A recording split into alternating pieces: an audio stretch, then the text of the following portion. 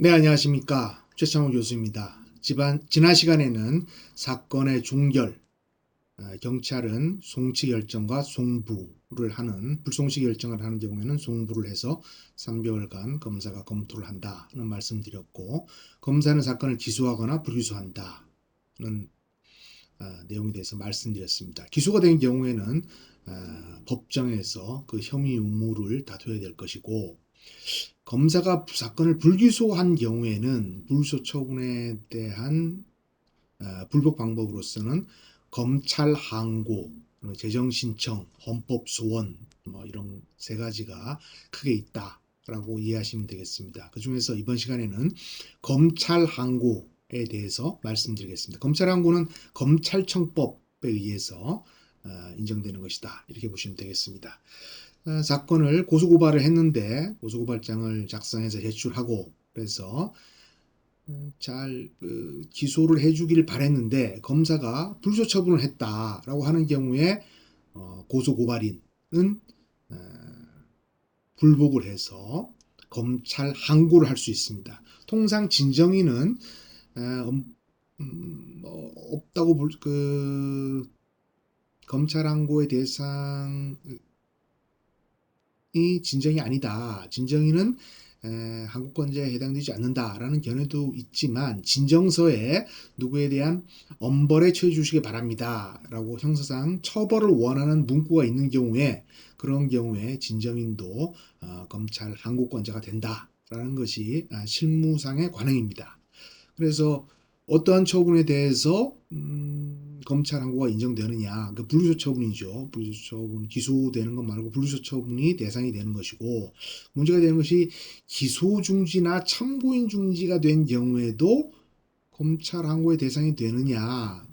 아니 지금 피의자 소재 불명으로 기소중지 처분을 했는데 피의자가 동네에 왔다 갔다 합니다. 검거해서 처벌해 주십시오. 라든가 중요 참고인 홍길동에 대한 소재불명을 이유로 참고인 중지 결정을 했는데 홍길동의 소재지가 밝혀졌습니다. 라든가 시험부 기소중지를 했는데 그 사람 다 나와서 지금 돌아다니고 있습니다. 그 사람 조사해서 빨리 제사건을 처리해 주세요.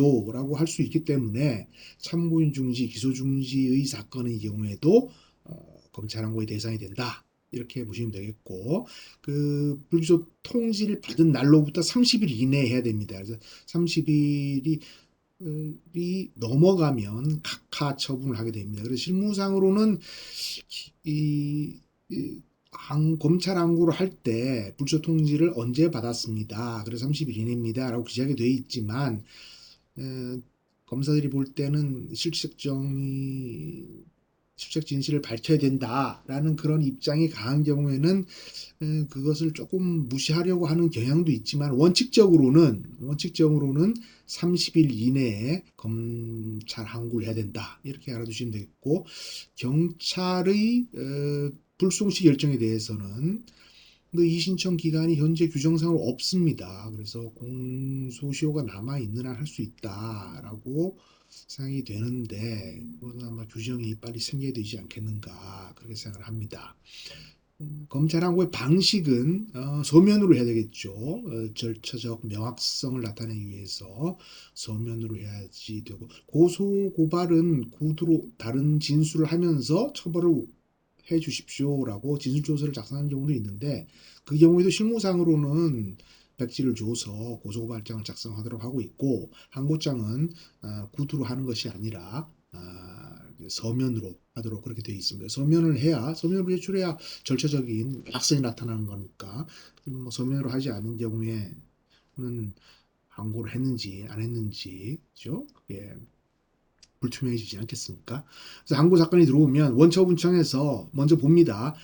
원래는 평검사가 처리한 것을 부장이 보거나 또는 수석이나 부부장이 한번 보고 자체 제기를 해. 이게 명백히 잘못됐다. 예를 들어서 정결 사건인데 이게 명백한 실수가 있다라고 하면 자체 제기를 하는 경우도 있었고 옛날에 부장들이 항고 사건의 주인 검사로서 수사관 한 명씩을 배치받아서 할 때는 부장들이 자체 제기를 꽤 했는데 그 검찰 인력 재편에 따라서 부장실 수사관을 거의 다 없애버린 곳이 많기 때문에 그런 경우에 자체 제기를 하기가 실질적으로는 어렵습니다. 그래서 옛날에 비해서는 자체 제기가 줄어들었다라고 그렇게 생각이 됩니다.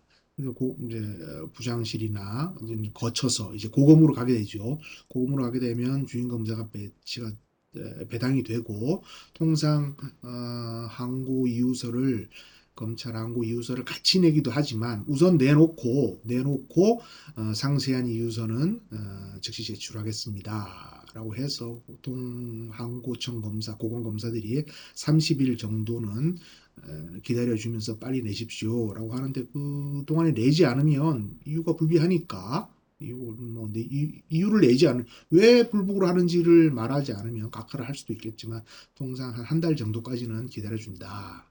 라고 봅니다.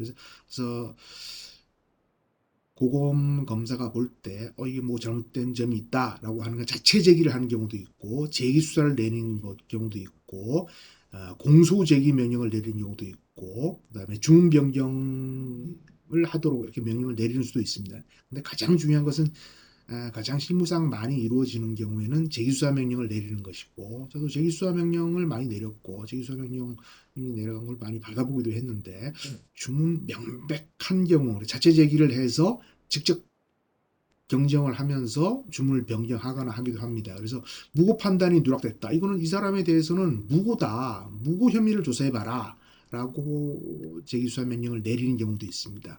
그 내리는 사유는 주로 고소장에는 기재되어 있는데 진술조서를 받으면서 사건 정리를 여러 개를 고소한 경우에 사실관계를 정리하면서 판단이 누락된 경우, 그래서 판단 유탈이다. 이 고소인은 고소장에 이런 주장을 하고 있고 한데 결정문에 이러한 점에 대한 판단이 유탈됐다라고 해서 판단 유탈의 점은 명백하니까 제기수사를 내리게 되겠죠.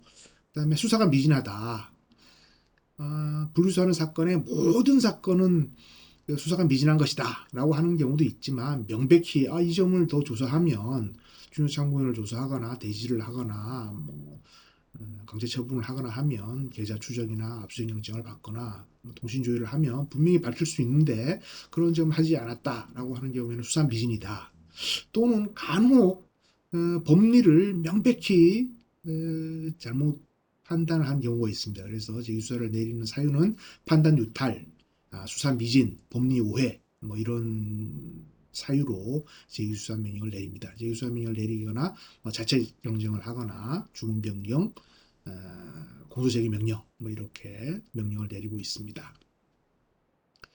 그래서 검찰 항고에서도 기각이 되면 고소인은 대검에 재항고를 할 수 있고 고발인은 법원에 이제 재정 신청을 하는 그런 절차로 들어가게 됩니다. 재정 신청에 대해서는 다음 시간에 설명드리도록 하겠습니다. 감사합니다.